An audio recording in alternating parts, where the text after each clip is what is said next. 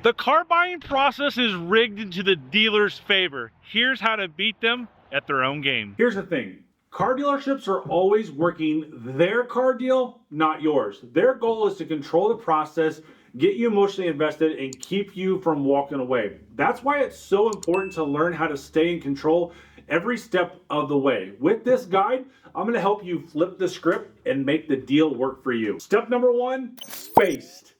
Start by figuring out what's important to you with the S.P.A.C.E.D method. S stands for safety. We all know that cars are safe nowadays. We all know they have anti-lock brakes and crumple zones and 4- and 5-star crash test ratings. That's not what I'm talking about. What safety features are non-negotiable? Do you absolutely need blind spot indicator? Do you need to have lane keep assist or adaptive cruise control or self-driving?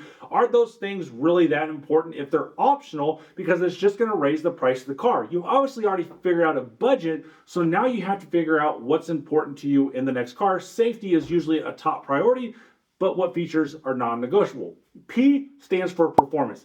Is speed important to you? Is fuel efficiency your top priority? That all depends on you and your situation. For me personally, I'm an empty nester. It's just me and my wife, and I'm all about speed and performance. So I have a 1,300 horsepower Corvette, I have a 700 horsepower Corvette, and then I bought an Audi RS Q8 in 2024, and I only was looking for SUVs with 600 or more horsepower. So that was me at that time. That's all I wanted and whatnot. And so that's going to be different for you. The A stands for appearance. What styles are important to you? What color suits your taste? This could be interior, exterior color, what the car looks like. It doesn't have LEDs or non-LEDs because 90% of people are saying that LEDs are blinding nowadays. I think they do, but you can tell me down below in the comment section.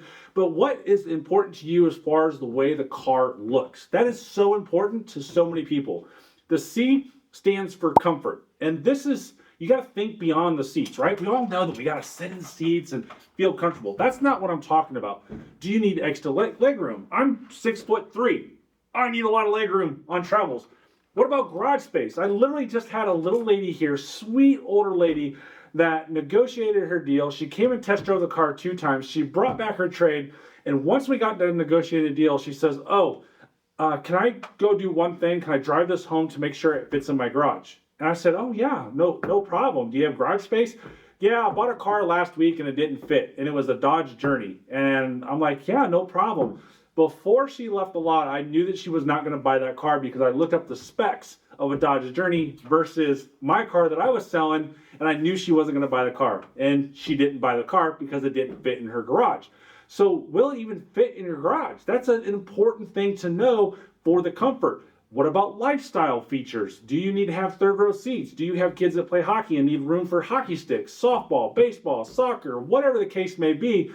That is so important to you to understand before you go to the car dealership and buy a car. The E stands for economy. What's your budget? Consider both front-end cost and long-term ownership cost. Is miles per gallon very important to you? That's something to think about in the economy aspect of this car for your budget. If you're someone who drives 20, 30,000 miles a year, miles per gallon is probably pretty big deal. If you're retired and driving 5 to 10,000 miles per year, that shouldn't be that big of a deal for you. But if you keep a car for 2 or 3 years, probably not a big deal for long-term expenses. You keep your car 10, 15 years, that's definitely something to think about. And that goes on into the D part of this and the dependability. How reliable does the car need to be for your wants and needs? Do you own the car for 2 or 3 years and you don't care because you're in warranty, or do you own the car for 10 or 15 years? There's all sorts of research on, especially like Edmunds and stuff like that, that you can look at dependability. And that is so important to so many people that you need to look at that if it's important. Now, before we dive into the next tip, let's talk about Aura, the sponsor of today's video. Over the years, we've seen some pretty massive data breaches. Dell's breach exposed over 49 million customer records. Ticketmaster's leaked impacted 560 million records. But the most shocking to me was the National Public Data Breach, which likely affected every single American's social security number. Hackers even posted that stolen information online for free. It's alarming how vulnerable we all are. That's why I've trusted Aura for years to keep my data safe. Aura monitors billions of data points across the dark web for your personal information and alerts you instantly if anything suspicious comes up. They also include up to $5 million in identity theft insurance for peace of mind. And with features like their VPN, antivirus, and data broker opt-outs, Aura offers everything you need to stay protected all in one app. You can try Aura for 14 days free at aura.com/ChevyDude, and trust me, in those 2 weeks, you'll see how much they can do to keep you safe. Now, let's get back to saving you some serious cash. Once you've clarified your priorities, you got to narrow your options down to 2 or 3 vehicles. That's it. And when you are ready to buy is when you can go on to step 2, and that would be check availability. If you're serious about buying, start checking inventory right away at your local level. Look at your local dealerships and see what they've got. Another good resource is the manufacturer's website, because this is a great place to see what's available now or an incoming unit. When I searched for my Audi RS Q8 last year, I was looking all over the country because this was a very hard vehicle to obtain, and I found 2 dealerships with availability. One didn't have enough options on it that I contemplated, and the other one had too many options on it, which I'd rather have too many options than not enough options. So if you're having trouble finding your desired vehicle, call the dealership directly and ask some questions. What's the availability for this model? They're going to tell you. And a good rule of thumb, I think, is looking at the dealership's website. If they've got 1,000 vehicles in stock, and a lot of that brand, if you're looking for Toyota or Lexus or Audi or Ford or Chevy, if they got a ton of those vehicles, hundreds and hundreds of them, they're most likely going to be able to get you that model much quicker than, say, a dealership that only has 10 or 20 in stock. So the next question is how long is the order time if I place one today? This is where I love having relationships with car salesmen, because I'm right now looking to buy a truck. And all I did last year was text a salesman over at 𝘥𝘦𝘱𝘴𝘥 Chevrolet, hey, what's the time frame on ordering a 3/4 ton truck? About 14 weeks. Oh, perfect. Okay, sweet. I don't want the truck in 2024. I want the truck in 2025 for tax purposes. So that worked out great for me. But you may have wrecked a vehicle and you need one in 3 days, right? Then you can start looking at your 2 to 3 vehicles that you're contemplating and know which one's best for you based on your time frame. Another great question I love is, do you have any vehicles coming in that aren't spoken for? If there's none in inventory, they'll tell you. If it's still tough to find your make or model, you might need to skip the test drive step, but don't worry. I'm going to explain how to handle that next, because if you're ready to buy now, not a month from now, not three months from now, 6 months from now, a year from now it's time to schedule a test drive. And if you find your desired vehicle in stock, schedule the test drive. But here's the rule. You're only going to the dealership to test drive, nothing else. You're not negotiating, you're not discussing pricing, you're just test driving it. I'm sure you're like, why? I've never heard that before. The dealership is the home team. And at the moment you engage in discussions on their turf, you're giving up some major power. We got home field advantage for a reason in sports, correct? If the dealership doesn't have your make or model, get creative. Rent the car from a rental car agency for a day or a weekend.